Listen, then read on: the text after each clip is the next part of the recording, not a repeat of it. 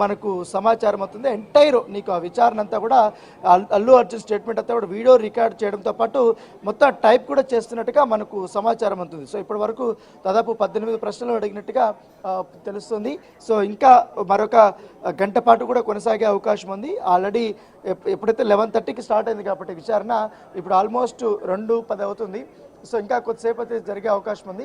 So తర్వాత ఈ విచారణ అయిపోయిన తర్వాత ఆయన నేరుగా ఇంటికి పంపించే అవకాశాలు ఉన్నట్టుగా మనకు సమాచారం అవుతుంది. ఇన్ కేస్ మళ్ళీ ఏమన్నా డౌట్స్ ఉన్నా కూడా మళ్ళీ పిలిపించే అవకాశం ఉంది. ఎందుకంటే ఇప్పటికే ఈయనది అయిపోయిన తర్వాత సంధ్య థియేటర్ సంబంధించిన వారి యాజమాన్యాన్ని కూడా వారు పిలిపించబోతున్నారు. వారితో స్టేట్మెంట్ రికార్డు చేయబోతున్నట్టుగా మనకు సమాచారం అవుతుంది. ఇప్పటికే ఆల్మోస్ట్ ఆయనకు సంబంధించిన వెహికల్స్ కానీ తర్వాత అవన్నీ కూడా అరేంజ్ చేశారు. అడ్వకేట్స్ని కూడా లోపల అరేంజ్ చేశారు. కాబట్టి మరోవైపు ఇక్కడ మనం రైట్ సైడ్లో చూస్తున్నటువంటి ఈ ప్లేస్ దగ్గర ఇంకా సెక్యూరిటీని వాళ్ళు ఇంకా పెంచుతున్నారు. ఇంకా అటువైపు దారి కానీ ఇటువైపు దారి కానీ పూర్తిగా వారు క్లోజ్ చేస్తున్నటువంటి నేపథ్యం అయితే కనపడుతుంది. సో మొత్తం ఎంటైర్ వే అంతా కూడా పోలీసు వలయంలోనే పోలీసులు ఉన్నటువంటి నేపథ్యం కనపడుతుంది. చెప్పండి సర్తాజ్. ఇందాక మీరు చెప్పినట్టు ఆయన కన్ఫెషన్లో కార్ మీద వెహికల్ మీద అక్కడ జనాలు పడుతున్నారు కాబట్టి ఆయన విండ్షీల్డ్ నుండి బయటకు వచ్చి అందరికీ అభివాదం చేశాను అంటూ కూడా మాట్లాడారు అని చెప్పారు. అయితే ఇటు చూస్తే జనరల్లీ మనం ఇలా హీరోస్ ఎవరైనా ఉంటే వాళ్ళు అభివాదం చేస్తూ వెళ్ళడానికి లేకపోతే రోడ్ షోస్ నిర్వహించడానికి పర్మిషన్స్ ఉండాలి. సో ఈ రోడ్ షో పర్మిషన్స్ గురించి కూడా ఆయన్ని అడిగే అవకాశం ఉంది అనుకోవచ్చా? ఇదే విషయం పైన వాళ్ళు ప్రశ్నించారు. అయితే నాకు ఈ అభిమానులు ఎక్కువగా నా కారును కూడా ముందుకి పోనీయటం లేదు. నేపథ్యంలో నేను పైకి ఎక్కి అభివాదం చేస్తే కొంచెం దారి ఇస్తారనే ఉద్దేశంతో నేను లేచాననేసి కూడా ఆయన చెప్పినట్టుగా తెలుస్తుంది.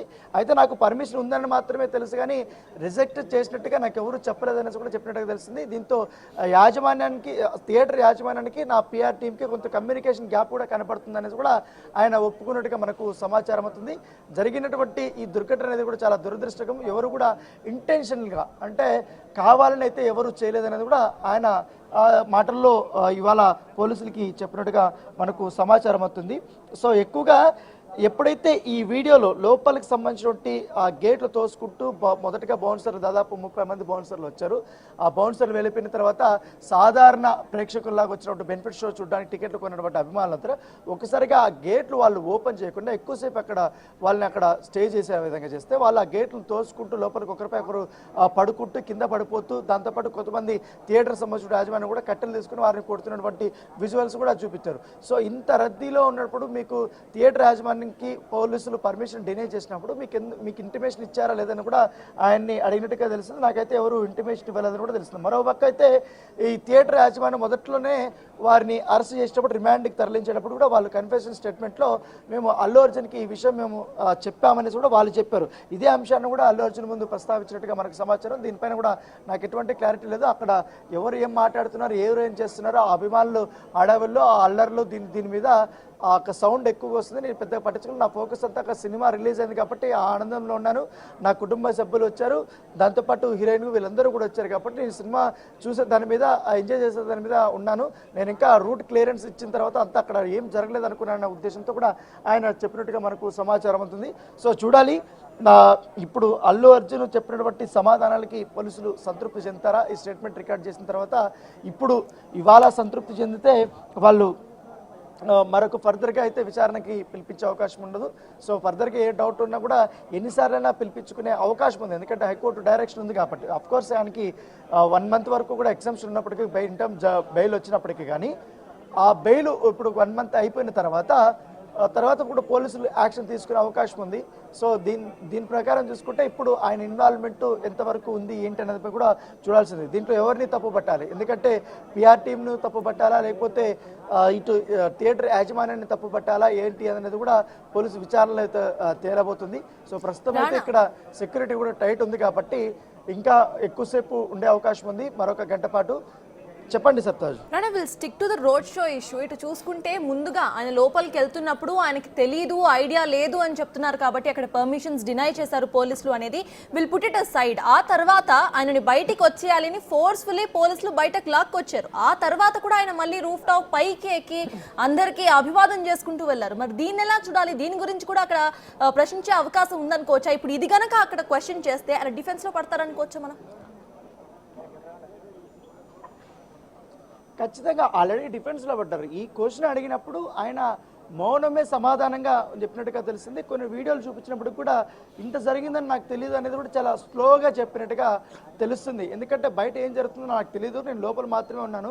తర్వాత కూడా నేను బయటకు పోలీసులు ఇట్లా లా అండ్ ఆర్డర్ అంతా కూడా ఇబ్బంది అవుతుంది, మీరు ఇక్కడి నుంచి వెళ్తే ఆ క్రౌడ్ అనేది తగ్గుతుంది, ఎక్కువ మంది మీరు లోపల ఉన్నారు కాబట్టి బయట ఉన్నటువంటి వేలాది మంది అభిమానులు కూడా టికెట్ లేకుండా థియేటర్ లోపలికి చొచ్చుకోవడానికి వాళ్ళు ప్రయత్నించారు. ఈ నేపథ్యంలో ఆల్రెడీ ఒక లైఫ్ లాస్ అయింది కాబట్టి ఇంకా చాలా ప్రమాదం జరిగే ఉంది అవకాశం ఉందనేసి కూడా ఉందనే ఉద్దేశంతో కూడా వాళ్ళు చెప్పినట్టుగా తెలుస్తుంది. అయితే ఏదన్నా కానీ కొన్ని సమాధానాలకు మాత్రం తెలిసిన కొద్దీ ఆయన చెప్పారు, కొన్నిటికి మాత్రం ఆయనకి ఇబ్బందికరమైనటువంటి క్వశ్చన్స్ వేసినప్పుడు ఆయన సైలెంట్గా ఉన్నట్టుగా మనకు సమాచారం అవుతుంది. ఈ ఇన్సిడెంట్ అన్ఫార్చునేట్, ఎవరైతే కావాలని చేయలేదు కదా అనే టైప్లో ఆయన సమాధానం చెప్పినట్టుగా మనకు సమాచారం ఉంది. ఎక్కువగా ఈ బయటకి వెళ్ళేటువంటి ఆ 2 వీడియోలు పోలీసులు చూపెట్టారు. దాంట్లో ఎగ్జాక్ట్గా 1 minute సంబంధించిన ఒక వీడియో, 30 seconds సంబంధించిన ఒక వీడియో. గేట్లు ఓపెన్ చేయగానే ఒక్కసారిగా ఒకరి మీద ఒకరు పడుకుంటూ లోపలికి వెళ్తున్నటువంటి వీడియో, వాళ్ళు వెళ్ళిన తర్వాత అల్లు అర్జున్ వాళ్ళ మధ్యలో నుంచి వస్తున్నటువంటి వీడియో. సో ఇవన్నీ కూడా ఎంటైర్గా అవన్నీ చూపెట్టారు కాబట్టి వాటిని చూపించే ఇప్పుడు ఆన్సర్స్ని రాబడుతున్నారు. సో ఆయనకు తెలిసినటువంటి సమాధానాలు కొన్ని చెప్తారు, కొన్ని అయితే కమ్యూనికేషన్ గ్యాప్ ఉంది, నాకైతే కొంచెం సరిగైనటువంటి సమాచారం నాకు అందలేదని మాత్రమే చెప్పినట్టుగా మనకు సమాచారం అవుతుంది. రన్నా, ఇటు బౌన్సర్స్ ఆర్గనైజర్ ఎవరైతే ఉన్నారో అటు యాంటోనీని కూడా అరెస్ట్ చేసినట్టు తెలుస్తోంది. ఆ తర్వాత సీన్ రీకన్స్ట్రక్షన్ కోసం తీసుకెళ్తున్నట్టుగా కూడా తెలుస్తోంది. అయితే ఈ సీన్ రీకన్స్ట్రక్షన్ ఏదైతే ఉందో అది వాళ్లే జరుగుతుందా? దానికి ఏమైనా అప్డేట్స్ ఉన్నాయా? ఖచ్చితంగా, ఎందుకంటే ఈ కేసులో బౌన్సర్ల పాత్ర అనేది చాలా కీలకం. ఆ రోజు బౌన్సర్లు కానీ అభిమానులు కానీ వీళ్ళందరినీ కూడా వాళ్ళు తోయకపోయినట్టే, వాళ్ళని పక్కకు తీసుకెళ్ళకపోయినట్టే ఆ రోజు పోలీసులు అందరినీ చాలా కంట్రోల్ చేశారు. ఆల్రెడీ బయటంతా కూడా కంట్రోల్లోకి తీసుకొచ్చారు. వాళ్ళు పూర్తిగా ఇటు లాఠీ చార్జ్ చేశారు. అవన్నీ చేసినప్పుడు చాలామంది చెల్లా చెదిర వెళ్ళిపోయారు, థియేటర్ బయట గేట్ వైపు కూడా వెళ్ళిపోయారు. కానీ బౌన్సర్లు ఎక్కువగా ఉండడం వల్ల అల్లు అర్జున్ చుట్టూ దాదాపు 30 మంది ఉన్నారు. వాళ్ళు తోపులాట వల్లనే ఇదంతా జరిగిందనేసి కూడా చాలామంది ప్రత్యక్ష సాక్షులు కూడా చెప్తున్నారు. ఇప్పటికే ఆంటోనీని అరెస్ట్ చేశారు కాబట్టి ఆంటోనీ ఇచ్చే స్టేట్మెంట్ అనేది కూడా చాలా ఇంపార్టెంట్గా పరిగణిస్తున్నారు. దాంతోపాటు ఆ రోజు ఐ విట్నెస్లు చాలామంది ఉన్నారు, దాదాపు 5 మంది ఉన్నారు. ముఖ్యంగా ఎవరైతే శ్రీతేజ్ని బయటకు తీసుకొచ్చినటువంటి వారు వ్యక్తులు ఉన్నారో, తర్వాత రేవతిని ఆమె సొమ్మసిల్లి పడిపోయిన తర్వాత సందేహ్ థియేటర్ మధ్యలో ఉన్నటువంటి ఆ క్యాంటీన్ ఏదైతే స్నాక్కి సంబంధించిన ఆ ప్లేస్లో ఆమెను తీసుకొచ్చిన అప్పటికే ఆమె చాలా స్పృహ తప్పి పడిపోయింది. కనీసం ఆమెని వాళ్ళు తడుతున్నారు, వాటర్ తాగిపించడానికి ప్రయత్నించినప్పుడు కూడా ఆమె స్పందించినటువంటి పరిస్థితి. సో వెంటనే వాళ్ళు అక్కడి నుంచి బయట తీసుకెళ్ళి ఆ లోకల్ సిఐ అక్కడే ఉన్నారు కాబట్టి వాళ్ళందరూ కూడా చూపిస్తారు. ఈ సీసీ ఫుటేజ్ కూడా అల్లు అర్జున్ చూపించాడు. అల్లు అర్జున్ చూపించినప్పుడు చాలా మౌనంగా అది సీరియస్గా ఆయన చూసినట్టుగా సమాచారం ఉంటుంది.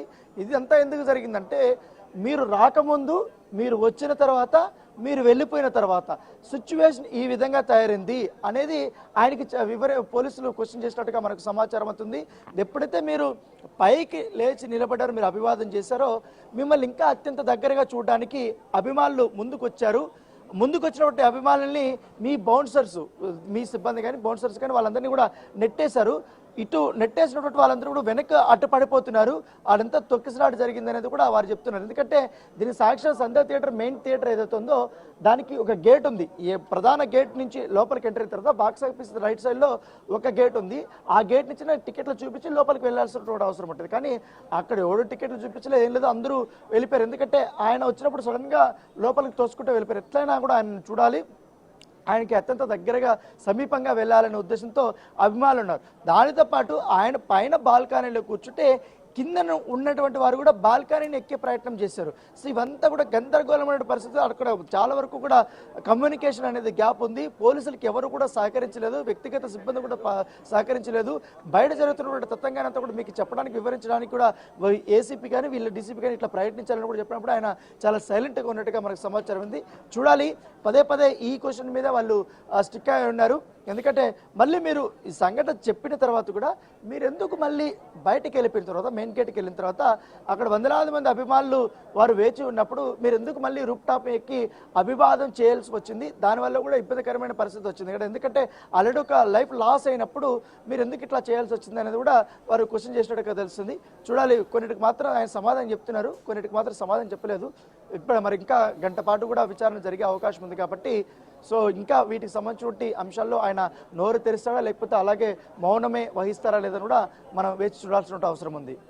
రానా, ప్రెసెంట్ అక్కడ సెక్యూరిటీ సిచ్యువేషన్స్ ఎలా ఉన్నాయి? ఎందుకంటే అల్లు అర్జున్ని అరెస్ట్ చేసినప్పుడు కూడా మనం చూసాము, ఒక వ్యక్తి అక్కడికి వెళ్ళి కిరోసిన్ పోసుకుంటాను అంటూ కూడా బెదిరించడం పోలీసులని.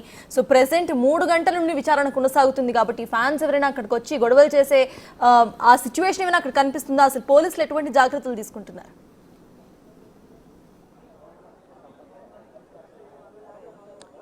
అరెస్ట్ చేసిన రోజు ఇక్కడికి పోలీస్ స్టేషన్ తీసుకొచ్చిన రోజు కొంచెం గందరగోళం జరిగిన మాట వాస్తవం. ఎందుకంటే ఇప్పుడు నేను ఉంటున్నటువంటి ఈ ప్రెమిసెస్ అంతా కూడా, ఈ రోడ్ అంతా కూడా అప్పుడు అభిమానులతోనూ వీళ్ళంతా కూడా పెద్ద ఎత్తున నిండిపోయింది. కానీ ఈసారి పోలీసులు ప్రత్యేకమైనటువంటి శ్రద్ధ తీసుకోవడము, ఎక్కడికెక్కడ వాహనాలు ఆపేయడము, ఈ ప్లేస్లో అన్నెసెసరీ సంబంధించినటువంటి వారిని ఎవరిని కూడా రాణించకపోవడం, కేవలం మీడియా ప్రతినిధులకు మాత్రమే ఈ ప్లేస్కి అనుమతి ఇవ్వడము, పోలీసులకు మాత్రమే అనుమతి ఇవ్వడం వల్ల ఇక్కడ సాధారణమైనటువంటి అభిమానులు కానీ ఎవరు కూడా కనపడట్లేదు. మనం చూడొచ్చు విజువల్స్లో కూడా ఈ రోడ్ అంతా కూడా చాలా ఖాళీ అయింది.